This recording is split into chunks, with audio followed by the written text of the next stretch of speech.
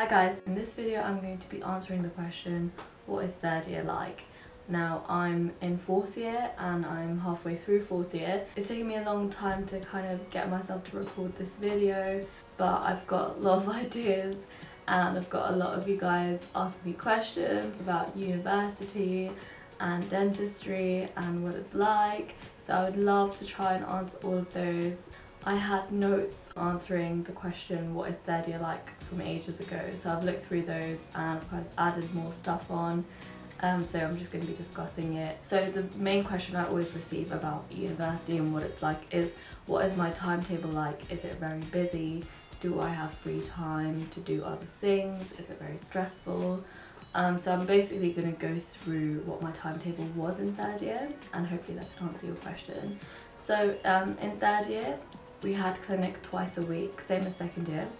However, it was on Mondays and Thursdays, and the big difference is that it wasn't in Plymouth, which is where I go to university, it was in Exeter. That's about an hour and 15-minute drive from Plymouth. So what it would be like is wake up at 6 o'clock, get the coach at 7:20 to get to clinic for 9, and then on the way back, coach would leave at about 4:30 and we'd hopefully get back home for around 6. Sometimes it was much later due to like accidents on the motorway or the coach being late, I don't know, but usually it was really good, much better than having to commute all the way to Exeter by train or by bus or car.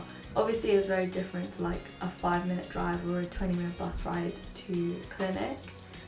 So it felt like it was a lot more busy in third year. Didn't really have time to do much once we got back from clinic because we'd just be so tired. And I know people that commute will say, why am I complaining so much? But obviously because we had it easier in second year, it was just hard to like get into terms with the fact that we have to commute to clinic. Overall it was really good. It was a bit stressful around exam times, but to be honest commuting was like a blessing in disguise because we just take our revision onto the coach and either revise with each other or revise alone, and it was just nice to kind of use that time productively. So that was clinic and it worked the same as always. So for example on Mondays, if I was dentist in the morning, I would swap around and be nurse in the afternoon for my clinical partner, and then we would swap around on Thursdays, so it'd be the other way around. And clinic was much more interesting in third year because by around December we had passed all of our capabilities or competencies, which basically says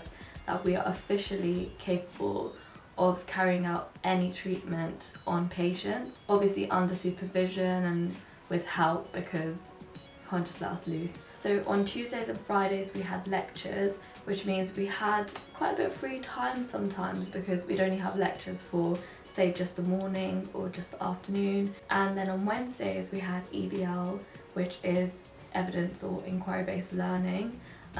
This was spread out over 3 weeks rather than 2 weeks compared to first and second year.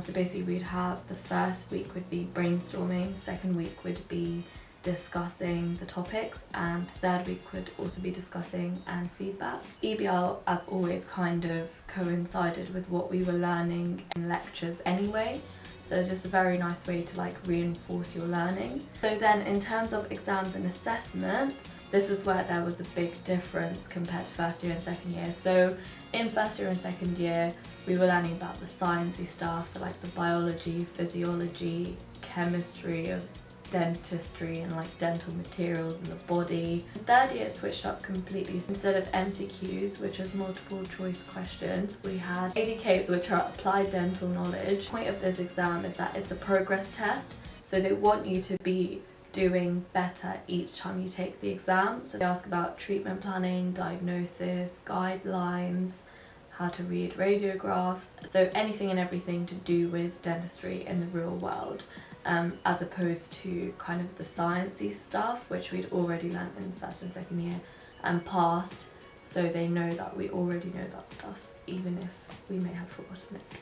So another assessment we had was CAT, which is about critically appraising papers. Don't remember what it stands for. Basically designed to help us be able to read scientific papers, decide if they were valid, and reliable, and if we could apply that evidence in the paper to treating our patients. For example, fluoridated toothpaste versus non-fluoridated toothpaste. Which one would you recommend to patients, and how can you back that up with scientific evidence? I don't know if that made sense to you. So another assessment we have is something that we have every year. It's called IPE, Interprofessional Engagement. It's different every year. So this year was about audit, which is basically analysing your work to see if you're following the guidelines correctly and if there's anything you need to do to improve your work. It's basically to set you up for graduation, because after you graduate you have to audit a lot of your work and you have to prove that you are doing well and that you're following the guidelines. So in terms of free time, I would say we had quite a bit of free time in third year, and it wasn't super stressful, even though we had quite a lot of assessments and we had to commute to another city for clinic. Overall for me, I felt like it was a normal amount of free time that you would expect to have as a dental student. Finally, highlights of third year. Well, a big one was that we had our halfway ball, so that means we were halfway through our course. We also did visits such as orthodontics, max fax, general anaesthesia, kind of get a gist of how these specialities work. And max fax for me was the biggest highlight of third year. I got to watch a very invasive surgery, and I got to retract some muscles and suction up some blood, and it was just very cool to watch. So yeah, it was just really nice to talk to the surgeons, talk to the team. Just amazing to see how much knowledge you have to be able to do something like that.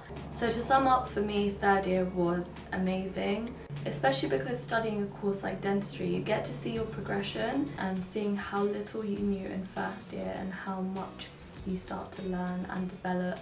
And so I'm in fourth year now, and I can already see the difference between how much I knew in third year compared to how much I know now. And it's really just nice to see progression in your knowledge and your clinical skills. And I'm almost ready to be a fully qualified dentist, which is amazing. But that's all for this video. If you have any more questions, feel free to email me or comment below. I will be posting more videos, working with more people to answer your questions. Posting a what is fourth year like video, hopefully sooner than I've done this one. So thanks for watching, make sure you go and follow me on Instagram, and as always, any feedback is greatly appreciated.